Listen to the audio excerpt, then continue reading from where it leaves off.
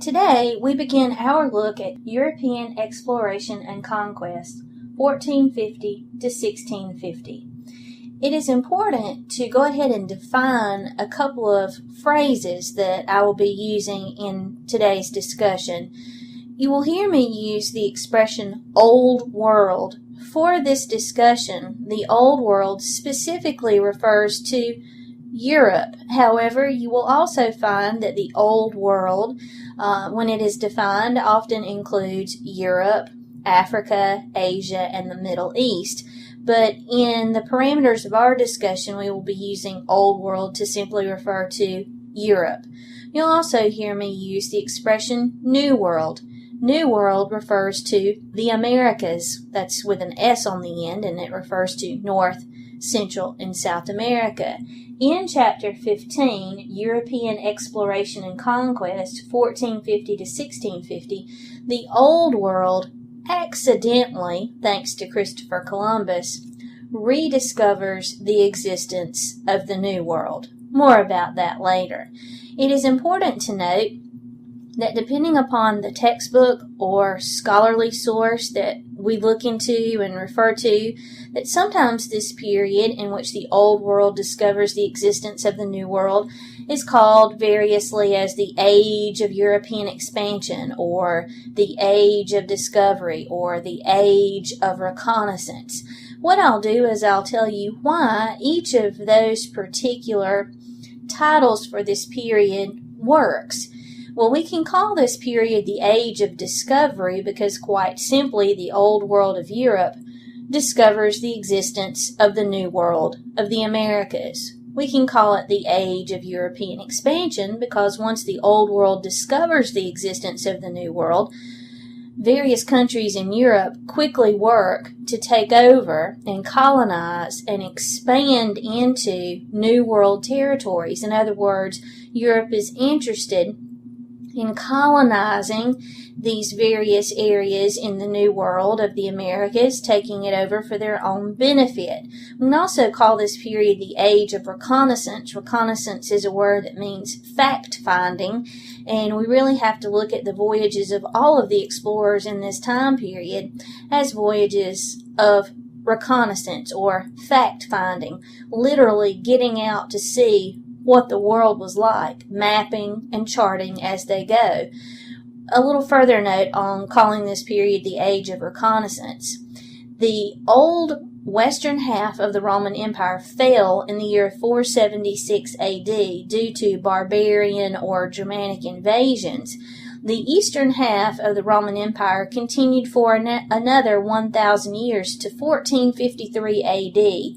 As the Byzantine Empire, or the Eastern Roman Empire. In that 1,000 years, from the fall of the western half of Rome to the start of this period, 1450 AD, that's 1,000 years, Europe had gained no more knowledge of geography and of the physical layout of the earth than had the ancient Romans. So basically, what Europe knows in 1450 about the layout of the world is what knowledge they have inherited from ancient Rome. That means in 1450, Europe knows about the existence, obviously, of Europe. That's where Europeans live, after all. They know about Africa and Asia. They do not know exact sizes and dimensions, and they certainly do not know about the existence of the New World. If we were to take a look at a world map, which you can do within chapter 15, if you look at page 496, you can see a map of the world. If you were to draw a line right down the middle and look just at the eastern half, or that would be, if you're geographically challenged, the right-hand side of the map, that would be the Old World. If you take that map and you fold it around on itself and you pretend that the Americas don't exist, then you would see the world as Europeans saw the world in the year 1450.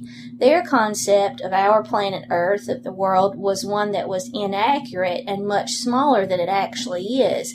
They believed that Europe was separated from Asia by a small body of water. So this literally is a period of reconnaissance or fact-finding, because in this period, explorers from Europe will make massive contributions to geographical knowledge. So our focus in Chapter 15, let me say again, is expansionism, imperialism, and colonialism. All three of those words mean the same thing. Europe discovers the existence of the New World and then is eager to expand their holdings, their territories in the New World. So let us start today actually before 1450, when one hears that the age of European expansion began in 1450 and lasted until 1650, we might wrongly assume that Europe only expanded in that 200-year time period, and that would be an inaccurate assumption. Before 1450, Europe had attempted at least twice to expand and get bigger. And the first one that I'll tell you about, their first attempt is actually circa or around about 900 to 1000 AD. A group of people from Scandinavia, that is, Northern Europe, Denmark, Sweden, Finland, Norway, people from Scandinavia called Vikings, were led by men such as Eric the Red and Leif Erikson to get out and to explore. Now, initially, Vikings explored due south of Scandinavia, or they left from Northern Europe and sailed into and around Europe, and of course discovered that it was inhabited. Obviously, between 900 and 1000 there are countries in Europe, France, the Holy Roman Empire, etc. So with those areas being inhabited, the Vikings took to raping and pillaging and demanding tribute. That grew boring after a while, and some Viking had the notion, possibly Eric the Red or Leif Erikson, to take the Vikings in a different direction altogether, and that was west across a body of water that we would recognize today as the Atlantic Ocean. And as the Vikings went westward, they chartered and settled in previously uninhabited, undiscovered areas like Greenland and Iceland. They went even farther west after that and ended up in the New World. They actually ended up in parts of Canada and as far south as the state of Maine in the modern United States of America. The Vikings attempted to make permanent settlements here. They sent for more Vikings to join them for maybe as long as 100+ years or so. There were Viking settlements in the New World. But those Viking settlements disappeared, and where they went, we don't know. That still remains a subject of debate among historians to this very day. What we do know is that the Vikings failed to write down their adventures, their settlements, their exploits in the New World. The Vikings had a tendency to share their history orally, passing it down from generation to generation through stories that rhymed and were sung, and those were called sagas. Well, by the time of Christopher Columbus in 1492 AD, the Vikings and their voyages to the Americas had already been forgotten about because the Vikings failed to write down that information. In other words, Christopher Columbus was not, in fact, the first European in the New World. That honor goes to the Vikings, and we have known that from archaeological evidence definitively for certain that the Vikings were the first Europeans here since the 1960s. However, it does require us to say here at this point that the Americas had been inhabited since about 13,000 BC, give or take 1,000 years, by people who had crossed from Asia across the land bridge, across the Bering Strait, down into Alaska, and populated North, Central, and South America from there. So certainly the Vikings were not first in the Americas. First in the Americas were Native Americans, or as Europeans after the Vikings would call them, Indians. A second attempt by Europe to expand before 1450 was in the Crusades. Now, this is the stuff of Western civilization 1, so we won't get long and drawn out in this, but just a quick review. From 1096 until 1270 AD, Christian crusaders from Europe were involved in a series of Christian holy wars against the Muslim infidels, they called them, for the holy city of Jerusalem. Jerusalem, you may not know, is a holy city to both Christians and Muslims, and of course to Jews as well. But to Christians, this of course was the city in which Jesus lived, was crucified, in which he died. To the Muslims, it is the death place of their prophet Muhammad. So this was a hotly contested city. Christians could not stand the idea of Muslims holding on to that city. Muslims didn't want Christians in Jerusalem. So in 1096, this exploded into what was called the period of the Crusades, from 1096 to 1270. In that time period, there were 8 crusades. At the start of every crusade, Jerusalem belongs to the Muslims. At the end of every crusade, the Christians have it again.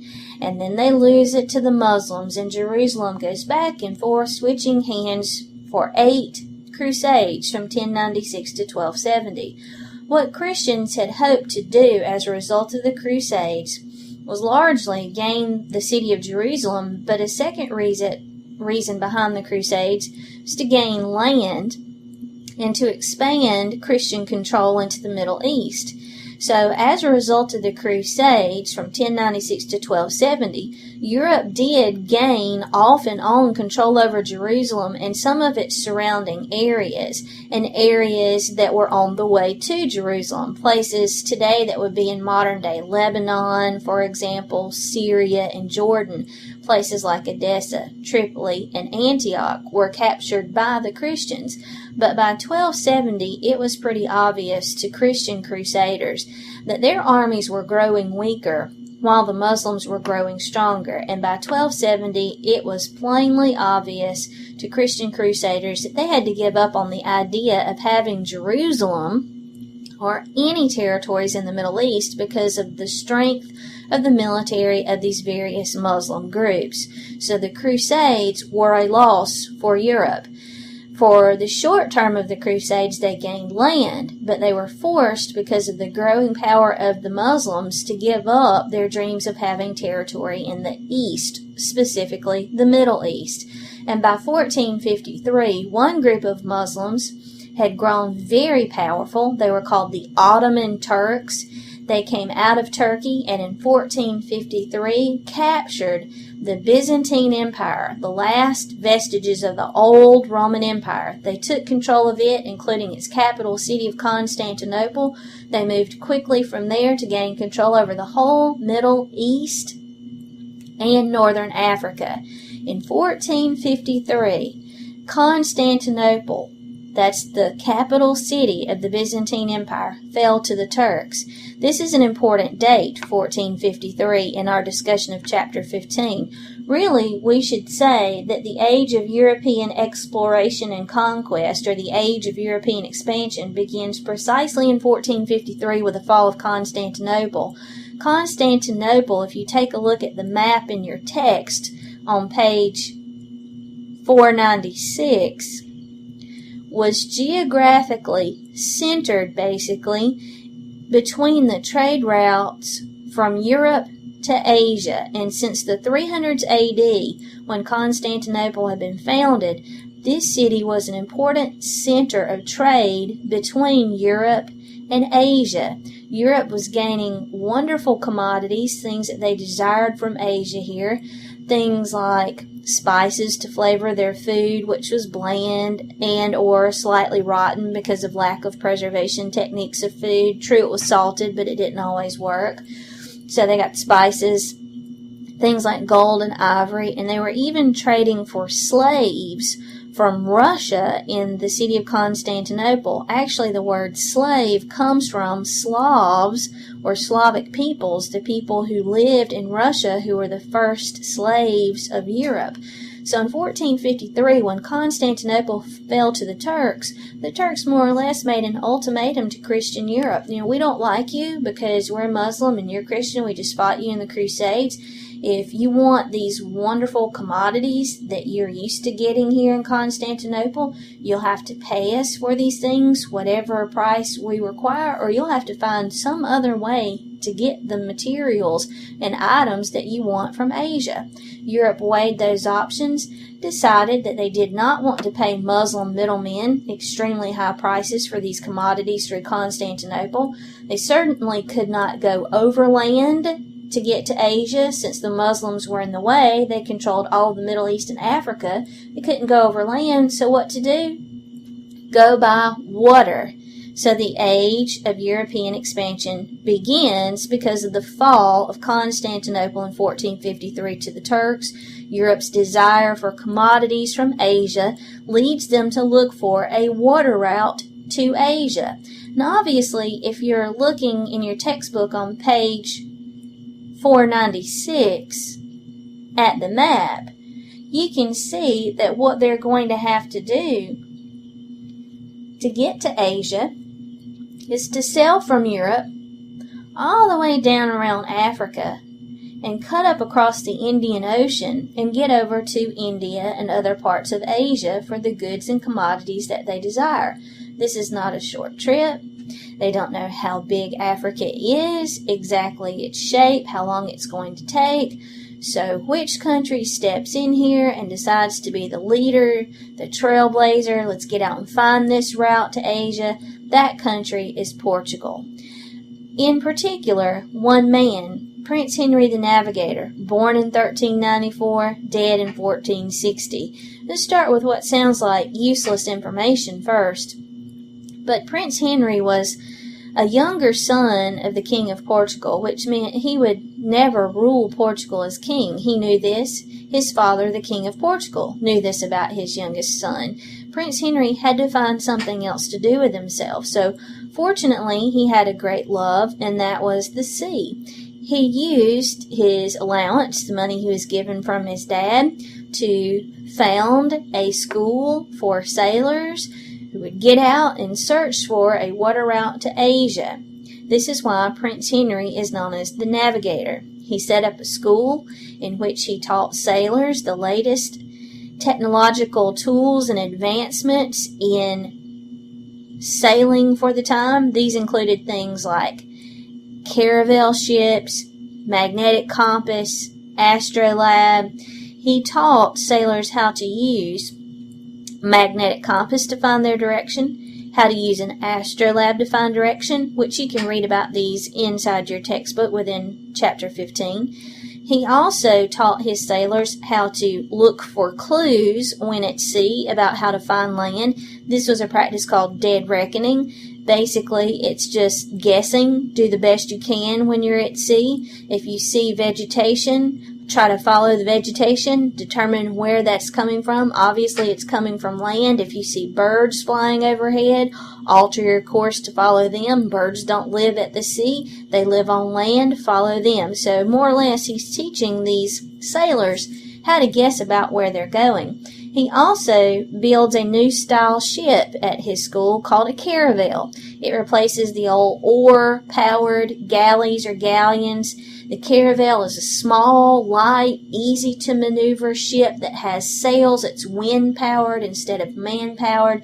It's a great technological advance because a caravel no longer requires manpower. Using oarsmen is a complicated process because first you have to find them. And in this period, with the Black Death popping up repeatedly, we've got a shortage of manpower, of labor. So we replaced manpower and oarsmen with sails. It's also difficult to maneuver a ship that is powered by oarsmen because your oarsmen have to be in perfect harmony and synchronicity in their movements or the ship doesn't steer or turn properly. Not a problem with a caravel ship. Also, since we take out all of the men inside the ship, that frees up the inside of the ship to store all of the great stuff that you're out looking for anyway, like spices and gold. Okay, so what is also important about Prince Henry the Navigator is that he uses his money not only to set up this school and train sailors, but every year he would fund a voyage of exploration. He would send his sailors, after they were trained how to use a compass, an astrolabe, and a caravel ship, and dead reckoning, he would send them out to explore along the northern coast and western coast of Africa, looking for an opening to Asia. Obviously, referring back to the map in your textbook, there is no opening at the top or on the very top western side of Africa. So Prince Henry is not significant for finding the water route to Asia. What he is significant for is starting a trend which will be carried on by kings of Portugal. For example, King John II reigns as the King of Portugal from 1481 until 1495. King John II funded many voyages of exploration along the coastline of Africa, looking for a way to get to Asia, but the most significant voyage that he funds is that of Bartholomew Diaz, which can be spelled with a Z or an S at the end. Diaz lived somewhere between 1450 and 1500. He took a voyage from 1487 through 1488 from Portugal down the entire western coast of Africa, mapping and charting as he went along. He and his men kept pushing themselves to go farther and farther. You have to remember, no one's done this yet, so this is a major undertaking, takes a great deal of bravery. When Diaz and his men got near the very southernmost tip of Africa, they lost sight of land for nearly 3 months, and they were tossed about in horrible storms. When the storms subsided after about 100 days or 3 months, Diaz and his men see the tip of Africa. They land on it, they rest up, they take provisions, they head back to Portugal, desperate to get back home. When they arrive at the court of King John II, Diaz and his men recount their experiences on this long voyage, the longest that has been undertaken yet. John II is impressed by the maps and charts of Diaz and his work. He says, "This is awesome, it's great. I'll let you name that southernmost point that you went to. What would you like to call it?" He says, "I want to call it the Cape of Storms because that's an accurate description of what I experienced." King John II says, and that is exactly why we won't call it that. It's a propaganda move here. If you call this area Cape of Storms, that's going to more or less make other men think twice about going on a voyage like this. It would be scary. So instead, he calls it the Cape of Good Hope, and that area in Africa is still known as the Cape of Good Hope to this very day. King John II was followed by King Manuel I as the King of Portugal. Manuel funds many voyages of exploration also. The most important is that of Vasco da Gama, who lived between 1469 and 1525. Da Gama goes on a very long voyage of exploration, 1497, 1498, 1499. If you look in your textbook, you can see his voyage depicted for you on page 496. So, on this voyage, Da Gama retraces Diaz's steps. He goes all the way down the western coast of Africa, down to the southern tip, heads back up the eastern side, and he and his men push on. They cut across the Indian Ocean and land in Calicut, India. There they find all kinds of wonderful spices and commodities. They negotiate a trade relationship. They head back to Portugal, report to Manuel what they've found, and while these voyages may not sound like they've accomplished a lot, they certainly have. By the year 1500, Portugal controlled the flow of gold and spices and all other commodities to Europe. Back up here for a second. 1453, with the fall of Constantinople, it had been the Muslims since 1453 who were controlling the flow of gold and spices to Europe. Now it's Portugal. Tiny, insignificant, seemingly unimportant Portugal, who leads the way in the age of European expansion. Now, we may be wondering at this time, how did these explorers like Diaz and da Gama have success in these voyages? Well, they had some tools or technological advances, and you can read more about these in your textbook, that aided them on the way. Cannon, which were perfected in 1350, and by perfected we are using that word very loosely. It took about an hour to load a cannon. It took about 100 men to put in the 800-pound stone that the cannon would fire. Sometimes the cannon would burst or crack and injure those who had loaded it. There was no way to tell for sure where the 800-pound stone would go, so to say cannon were perfected in Europe in 1350 is using the word perfected very loosely. But what was discovered in the age of European expansion is that by mounting cannon on ships, some of these problems could be avoided. The big advantage is that as European explorers like Diaz de Gama and all of the other later explorers, when they mount these cannon on their ship, they have a major technological advance here, because at first they're going around Africa and up to Asia. Africans and Asians at the time do not have this advanced level of technology. Later, when they get involved in the Americas, the Native American people do not have any level of technology that can match European firepower with cannon either. Caravels, which we talked about before, are also a technological advance. The magnetic compass, which allows you to determine north and south. And the astrolabe, which is a complicated device that allowed sailors to plot their latitude. The next topic that I want to discuss with you is motives or causes.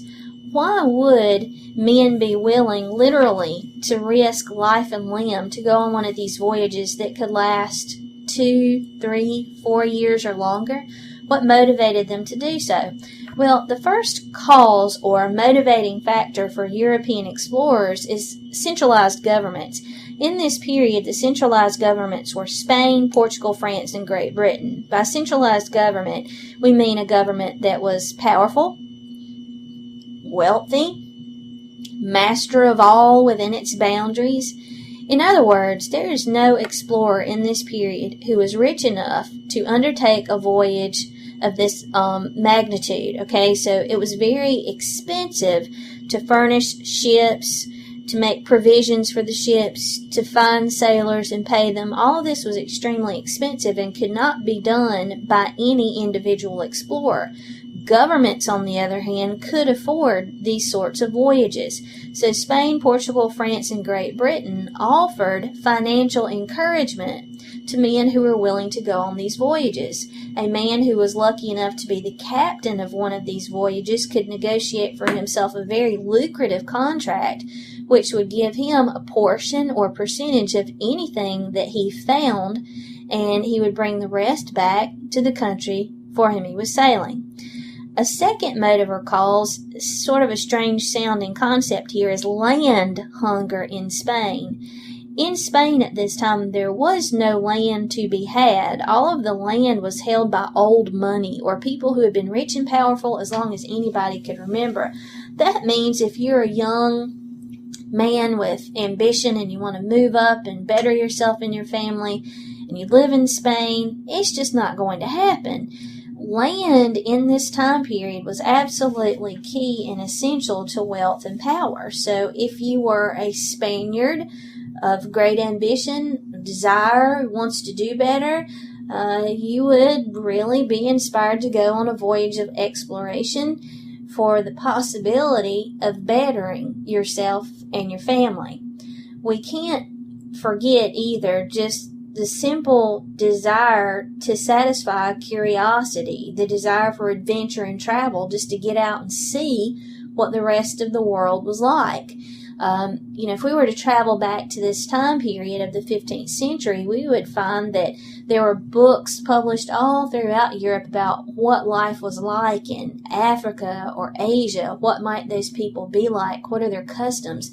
People had a real fascination with Africa and Asia at the time because they didn't know much about it. It's sort of like today, we're fascinated with outer space. A lot of our books and movies concentrate on aliens and what would they be like. That's because we're familiar with the physical geography of our world, of our planet Earth. We know what people are like around the world, so our fascination is for outer space, the final frontier.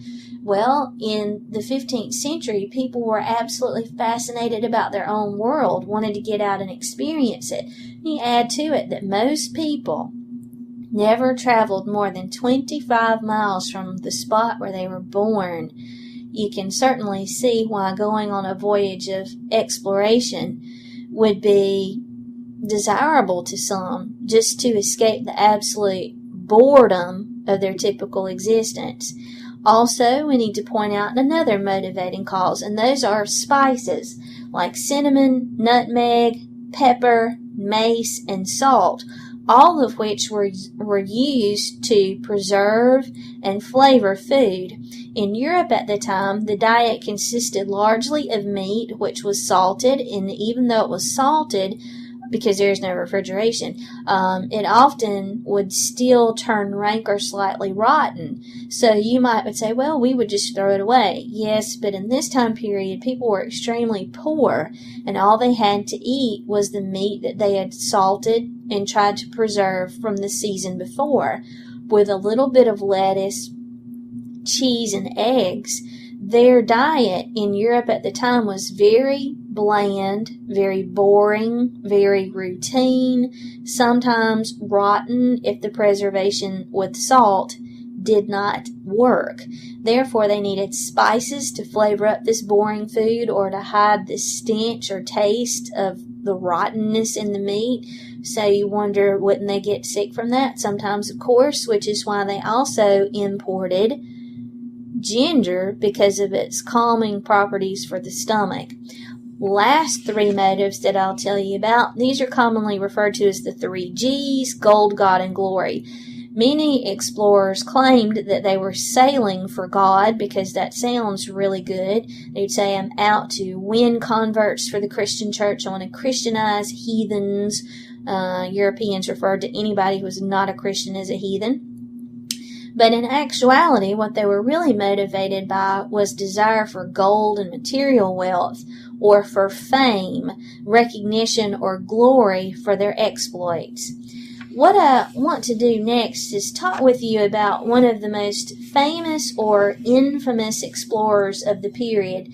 This guy is known by multiple names: Cristoforo Colombo, Cristobal Colon, or as we know him in English, Christopher Columbus. So why does he have so many names? Well, Christopher Columbus, it might surprise you to learn, was actually born in Genoa, Italy. He was Italian. He sailed for Spain. Sometimes people get this kind of mixed up and they think, oh, he's English. His name sounds English. Christopher Columbus. That's how we translate it into English, is Christopher Columbus. Some people think, oh, he's Spanish. No, he sailed for Spain.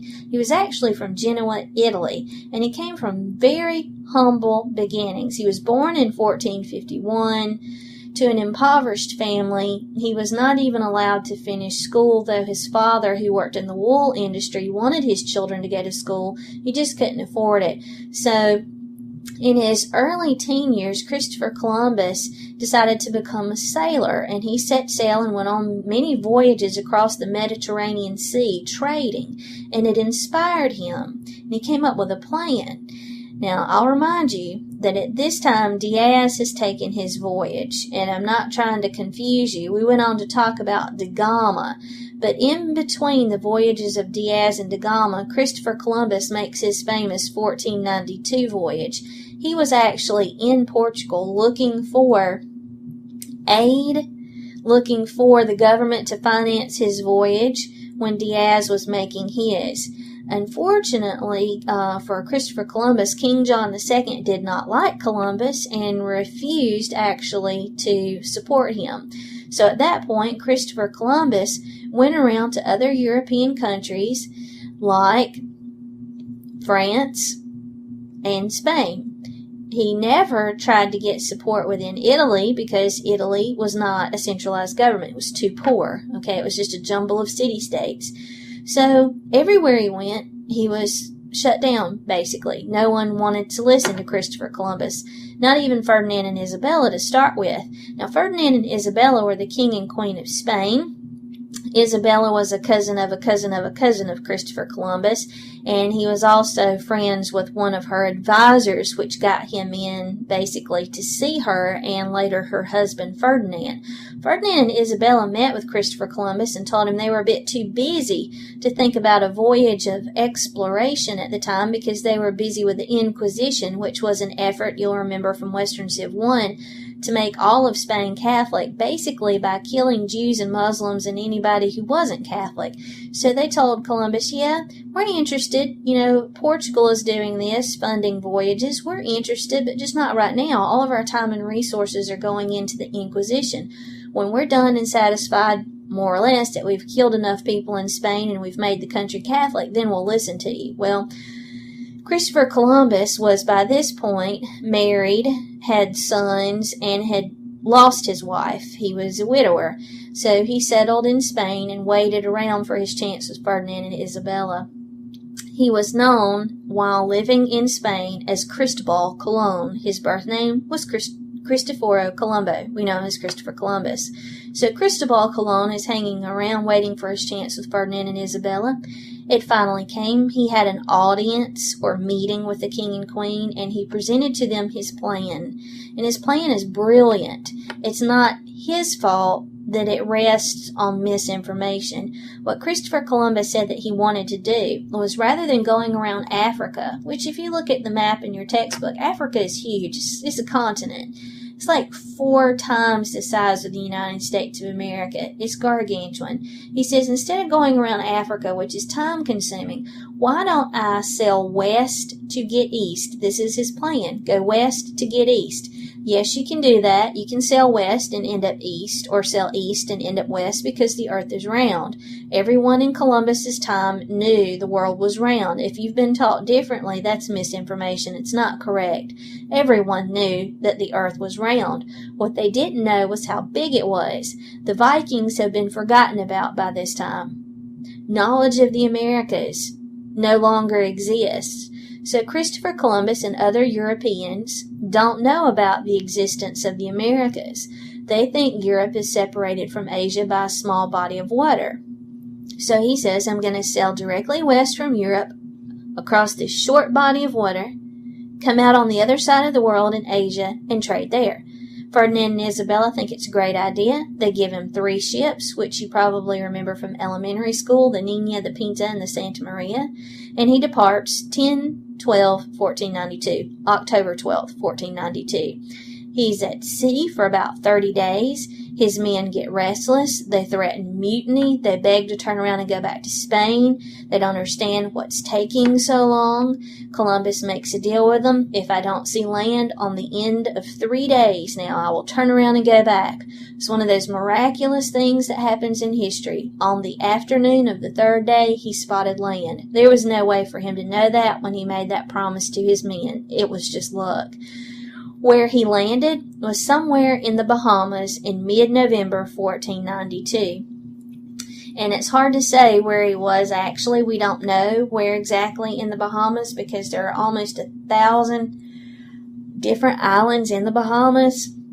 So that information has been lost to us. But when he arrived in the Bahamas with his men, Christopher Columbus stepped off the ship with his biographer, noted the surroundings, said it was beautiful, that it must be some island off the coast of India or the mainland of Asia. They heard a rustling in the trees and bushes as native people came out to greet them. These would be Native Americans, but they were a particular group called the Taínos, inhabitants of the Bahamas.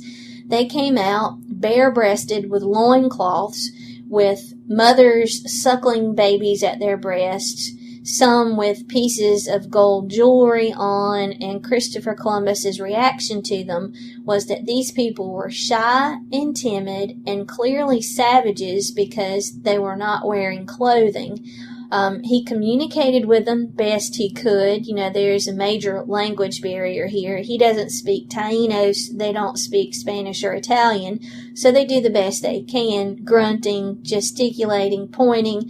He asked them where they got the gold. Could they show him where they found this gold? And the Taínos inhabitants are amazed by the Europeans. They've never seen boats like this. The most they've ever seen is a dugout canoe. They've never seen a huge ship. They've never seen white people before.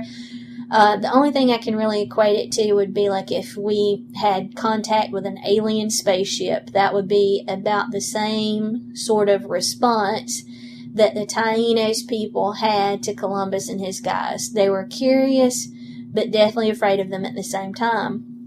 Columbus claimed, though some of his men said otherwise, that some of these Taínos people were willing to go with him. Some say he kidnapped some Taínos people and used them as guides. He headed a little bit farther south, actually, and ended up in Cuba, which he swore was China, even though it didn't look like China was supposed to look. And see, Europe had been trading with China and Asia for 1,000 years plus since Roman times. They knew what China was supposed to look like, what its temples looked like, what its bazaars and spice markets looked like, what its people looked like. And some of his guys said, "Come on, Chris, surely you've got to know this is not China."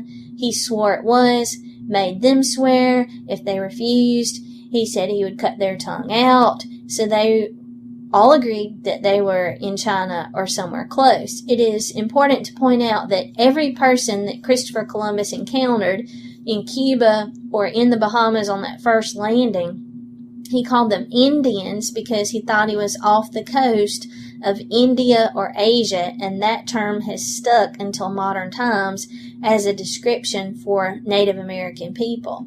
Well, Christopher Columbus did some preliminary scouting around Cuba and in the Caribbean before heading back to Ferdinand and Isabella with some of the Taínos people. He brought those people, Taínos people, to Ferdinand and Isabella, asked if he could go back to those islands that he had just visited, bring more of these people, and enslave them. Ferdinand and Isabella disagreed. "No, we think you should Christianize them instead, but since you have these, go ahead and sell them." So Christopher Columbus sold these Taínos he brought with him. Ferdinand and Isabella added some more money, some more sailors. Columbus went back for a second voyage. In the course of his life, Christopher Columbus made 4 total voyages to the Americas. All the while he was looking for the mainland of Asia. He ended up discovering, if you want to use that word, every single island in the Caribbean Sea, Cuba, Puerto Rico, Haiti, the Dominican Republic, Jamaica. He visited them all, discovered them all, left behind Spaniards to make colonies on these islands. When he could, he appointed members of his Italian family as the governors of these areas. He skirted down the whole of Central America, naming the places as he went, from Mexico all the way down to Panama. When he got to Panama, Christopher Columbus was already eaten up with tropical diseases, very sick and in poor health. When natives communicated to him, he and his men were now picking up some of the similarities between native languages, and they were becoming fluent in some of them, or at least had the ability to communicate. These people in Panama told him that if he was willing to take a couple of days' journey across land, he would see big water. The big water they were referring to is what basically was the Pacific Ocean, which would be discovered later by Magellan, or named by Magellan. So Columbus, no, he's not interested. He's still looking for spice markets and bazaars and gold. So he gets back on the boat, lands in Venezuela. He and his men were driven back on their ships in Venezuela by, as he called it, a horde of hostile monkeys who attacked him and his men with fruit. Christopher Columbus said that Venezuela was the most beautiful place he had been. He said it was the Garden of Eden, and by that he meant literally Garden of Eden, that was where it all began. By this point, he's delirious from tropical fevers. When he ends up back in Spain, Ferdinand and Isabella and many others questioned Christopher Columbus. Are you sure that this isn't someplace else? Because what you described sounds like nothing what we know about Asia. He maintained until he died in 1506 that he had been somewhere off the coast of Asia. He did not want to admit failure, which in a way is kind of silly to me, because if he didn't want to admit he was wrong. I guess, pride got in the way, but if he had admitted that he was wrong, what he actually did was even greater than finding Asia. He found a whole new world, but he refused to believe that. One of the first people to step out and challenge Christopher Columbus on his discoveries was a fellow Italian contemporary, Amerigo Vespucci, who lived from 1451 to 1512. Amerigo Vespucci, an Italian, said publicly, Christopher Columbus, based on what I have read in his diaries and his logs, has been to, quote, Mundus Nuova. Now, that translates as New World. Amerigo Vespucci coins that phrase. Amerigo Vespucci goes so far as to actually retrace the voyages of Christopher Columbus, returned to Europe and said, I am convinced now that it is Mundus Nuova. So mapmaker said, okay, great, Amerigo Vespucci, this place that you have been, we will name for you. We will call it the Americas. Why not the Amerigos? Well, that's because Europe, Asia, and Africa are feminine words. Amerigo is a masculine name. America is the feminine form. So the New World was called the Americas, North, Central, and South America. We did not name these areas for Christopher Columbus. Had we would be living in the Columbias, North, Central, and South Columbia. We did not. They're named for Amerigo Vespucci. I want to tell you for just a moment about some later explorers. Magellan, Portuguese, I know it doesn't sound like it, but he is a Portuguese explorer, sails for Spain, though, because he got a better deal. From 1519 to 1521, Ferdinand Magellan is on a voyage of circumnavigation. What that means is he's attempting to sail around the earth to prove that you can sail west to get east or east to get west, that the earth is round, and to actually see how big around it was. So, again, if you refer to your map within Chapter 15, what you'll see is Magellan's voyage depicted there for you. Magellan, unlike Christopher Columbus, headed more south than west. Going south, it took him down the Atlantic Ocean, down the eastern coast of South America. It is important to know that when Magellan left Europe, he left with 250 men on board. When Magellan and his men got to the bottom of South America, they started having some serious problems. They were freezing to death. They were starving. And I know some of you are thinking, what is she talking about, freezing to death in South America? It's all tropical and hot and wet. Yes, parts of it are. But if you look at the map in your textbook, notice the proximity between Antarctica, or the South Pole, and the tip of South America. There are glaciers and penguins in South America at its tip. So Magellan and his men were struggling really hard when they got to the tip of South America. Fortunately, there was a little opening there, a strait, a naturally occurring opening. Magellan sailed through it. It's named for him, the Strait of Magellan to this day, and he heads back up into the warmer waters of the Pacific Ocean, which he named the Pacific Ocean for how calm it was. Now, in the course of going through South America, Magellan and his men had been forced to eat whatever they could find. They were running out of provisions very quickly. I've had students ask me, why didn't they eat each other? Well, that's kind of gross. That's cannibalism. Why didn't they fish?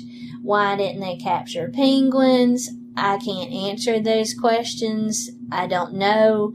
They've never said why they didn't. All I can tell you is that they ate rats when their food ran out. They ate the rats they found on the ship. When the rats ran out, they ate sawdust that they found on the ship. just because they were hungry. It had no nutritional value whatsoever. Then they started to eat their clothing. Fortunately, they got into the warmer waters of the Pacific, were able to fish, etc., etc. They kept sailing. If you're looking at your map, you don't have to worry that they fall off there on the edge because the world is round. They come out on the other side of the Pacific Ocean in Asia. They stop in the Philippines, where they get involved in a skirmish between native rival groups there in the Philippines. And in the process, Magellan is killed. He's killed in a war between warring groups in the Philippines. He dies in 1521. So the thing to point out here is that Magellan is given credit for circumnavigation of the globe, but he didn't actually do it. It was one of his subordinates, a guy named Elcano, don't worry about that, who completed the voyage. But Magellan, because it was his undertaking and he was the highest ranking individual on the ship, has been given credit for circumnavigation of the globe, meaning he sailed around it. Not exactly. His men continued from the Philippines back to Europe. When they arrived, 18 out of 250 men were left. If this doesn't show you how difficult voyages of exploration were in this period, nothing will.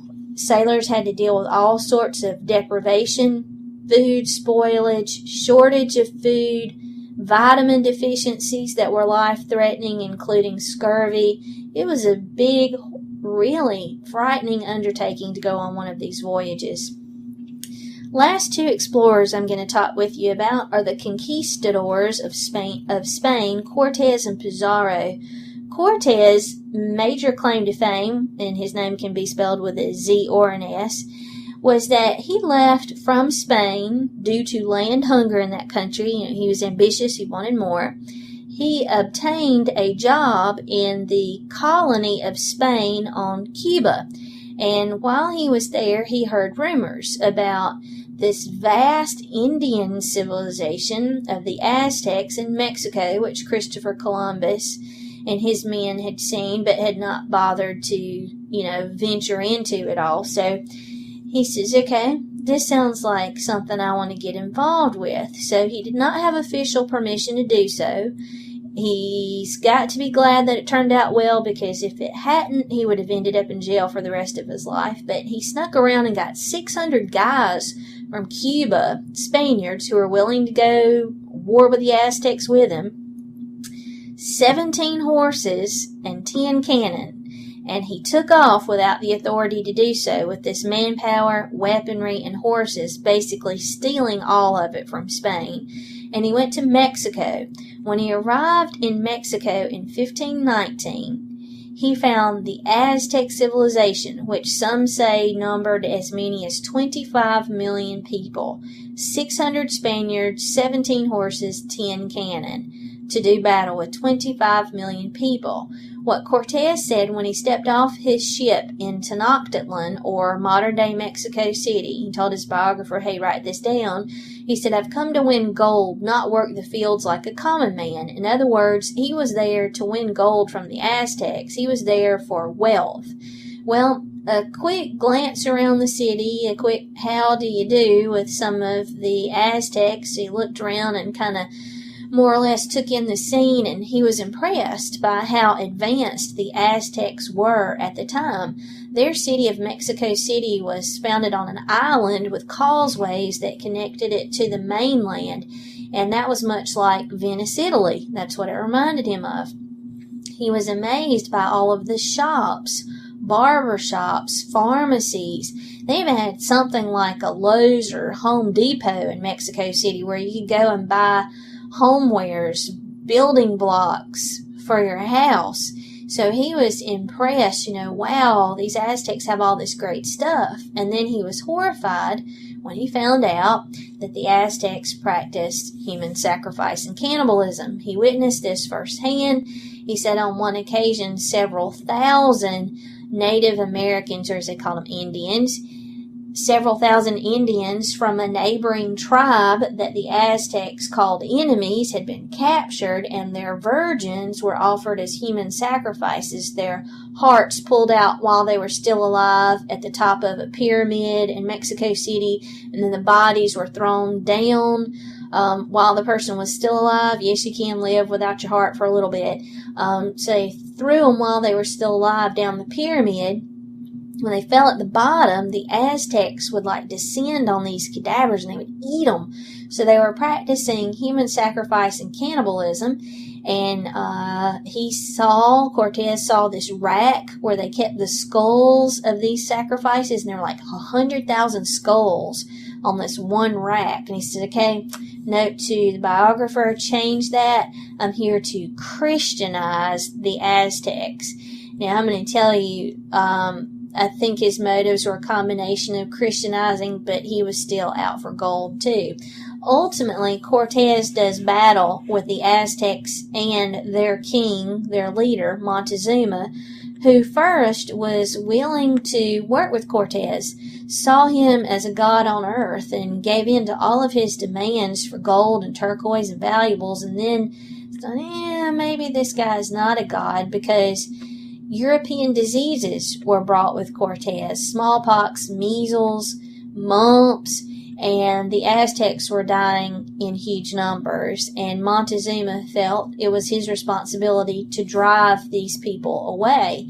So he and the Aztecs tried to fight against Cortez, but the Aztecs have pathetic, inferior weaponry. They had little stabbing spears, leather armor to go against cannon and metal armor of the Spaniards, not to mention that the Spaniards had horses, which did not exist anywhere in the Americas.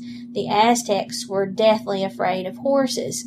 When Cortez and his men would march into battle against the Aztecs, it was a murderous rampage. The Aztecs did not have sufficient equipment to fight Cortez.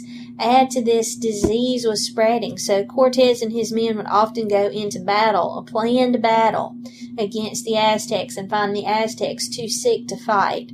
Long story short, by 1521, Cortez had subjugated all of Mexico, called it New Spain, or Mexico, and handed it over to Spain. And of course, Cortez got himself one heck of a lucrative contract for having done that, and he was rich. In the 1530s, a conquistador by the name of Pizarro took over the Incan Empire of Peru. Much like Cortez's exploits against the Aztecs in Mexico, Pizarro used his advanced weaponry and also, of course, disease helped him wipe out the Incas of Peru, and he added Peru over to the Spanish holdings. Last couple of topics here: colonial administration and results. How did the countries of Europe view their colonies? Okay, well, let's start here first by reminding you that first in the Americas were the Native Americans at about 13,000 BC. Next, Vikings, 900 to 1,000. Next, Christopher Columbus, 1492.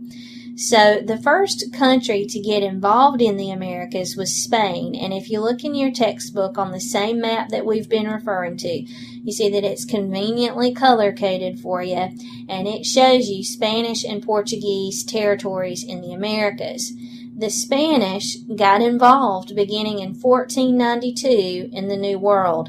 They took over the coastlines of South America, with the exception of Brazil, which went to Portugal. All of what was the southern and western part of what becomes the United States of America, and the whole of Central America, from Mexico to Panama. Portugal had Brazil. Spain and Portugal believed it was wrong to enslave the native peoples of these areas. They didn't like to call it slavery, so they came up with a different word for it. Encomedia. And that's one of the items that's actually on your study guide there. And basically what they did was they told settlers to the New World that they could have however many native people they wanted, and they could work them however hard they felt. They just could not enslave them. That's exactly the same thing as enslaving them, okay? France did not get involved in the Americas until the 1530s, and their voyages took them to the extreme north. So in the 1530s, France began to colonize what we think of as Canada. Great Britain does not get involved in the Americas until the late 1580s.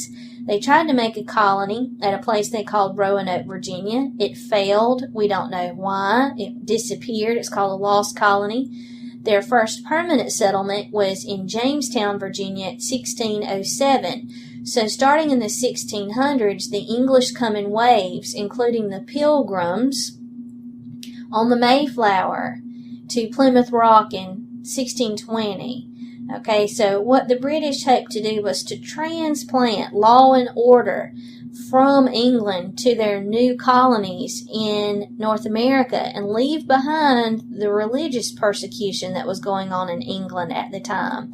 What these English settlers hoped to do in their colonies, or transplantations they called them, which eventually would be 13 in total, that stretched all the way down the Atlantic seaboard, south all the way to Georgia.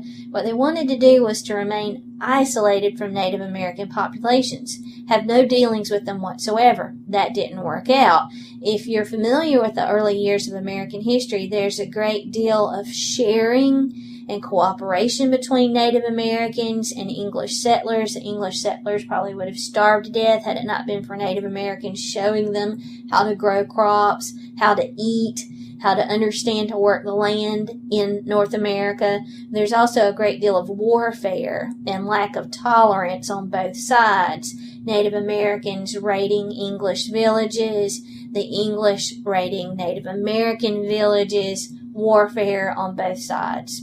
So overall then, what are the results of the age of European exploration and expansion? Well, first of all, an economic boom for Europe.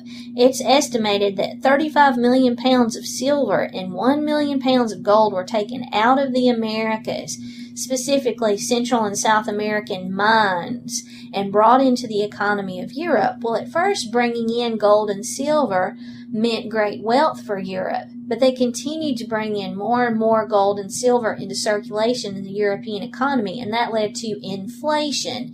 When you have a lot of money in circulation, it devalues it. So basically, Europe goes from being very wealthy because of the Americas into inflation, and then when the mines dry up in Central and South America, to economic depression. Europe was on an economic roller coaster ride because of its expansion into the Americas. Also, this period resulted in what we call the Columbian Exchange, or cultural and biological exchange between the Old and New World. In other words, both the Old World and the New World borrowed and exchanged things with each other. To be real specific here, the New World of the Americas gave to the Old World all kinds of wonderful things to eat. Remember, we said Europe primarily had meat and no vegetables.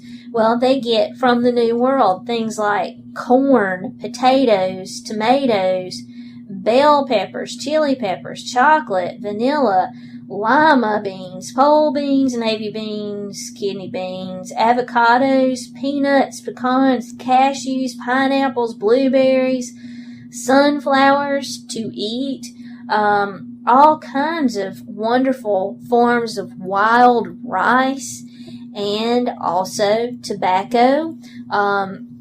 Columbus was the first person to see the smoking of tobacco, and he thought it was pretty interesting. So he took some back to Europe, and Europe got hooked on tobacco. So the New World gave Europe wonderful things to eat, but in a negative vein here, the New World also gave to the Old World some diseases, like malaria and yellow fever, a venereal form of syphilis, which is an STD, Europe had syphilis before its contact with the Americas, but it was not a sexually transmitted form. They also get from the New World influenza, or the flu. So what does the Old World give to the New World? Well, the New World had loads of vegetables to eat, but no real meat. So to the New World, Europe gave cattle, pigs, sheep, chickens. None of these things were here in the Americas before contact with the Old World. They also gave to the New World weeds like rattlesnake grass, crabgrass, dandelions. All of that was brought from Europe in seed and in the excrement of the cattle, the pigs, the sheep, the chickens, okay, all of that. All of those animals had feed that was brought with them that had weeds in it, but also when these animals relieved themselves, their excrement contained seeds for these weeds, and the weeds became wind-borne and spread throughout the Americas. So many people have said that the Americas was a perfect, pristine sort of environment before contact with the Old World. Also, Europe gave to the New World roaches and disease. It's an equal transfer of disease here. The Old World of Europe gives to the New World smallpox, mumps, measles, and an STD called gonorrhea. These diseases were unknown in the Americas and had a devastating impact on Native American populations. Some have estimated that half of all of the Native Americans in the Americas died in this period as a result of European disease. A good example of this is that in 1492, when Columbus on his first voyage went to Hispaniola, the population he estimated was 100,000. In 1570, there were just 300 native people on that island, and that's from exposure to European disease. The Old World of Europe also gave to the New World Roman Catholicism in Central and South America, and in Canada. France was a Roman Catholic country. The English brought with them Protestantism to their 13 colonies. Language was brought here from Europe, so that to this day the dominant language of Central and South America is Spanish, except for Brazil, which speaks Portuguese. English is spoken in what became the United States of America because we began as English colonies. French is spoken in Canada. France eventually lost Canada in war to England, so in Canada you also find English spoken. The last thing I want to tell you here about an exchange between the two was literally an exchange of DNA. The Old World and New World literally came together in this period to form a new race of people. European settlers who came here intermarried and intermixed with Native American people and created a new race of people called mestizos, who are of mixed European and Native American ancestry. To this very day, in Central and South America, the majority of the people are mestizos. Last couple of results of this period: international rivalry and war.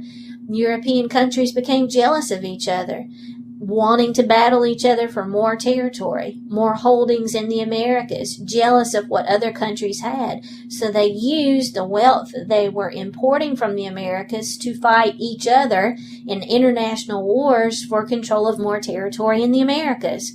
Also, certainly we have to point out that the most obvious result is colonization of the Americas by Europe. And as Native Americans began to die off in Central and South America, the Portuguese and Spanish could no longer, quote-unquote, enslave them, though they weren't supposed to be doing that anyway. They needed an alternative labor force. A Spanish missionary by the name of Bartolomé de las Casas recommended the importation of Africans to Central and South America to take the place of the dying Native American population. European nations agreed, and in the 1500s we have the start of the slave trade, from Africa to the Americas. That ends our look at Chapter 15, European Exploration and Conquest.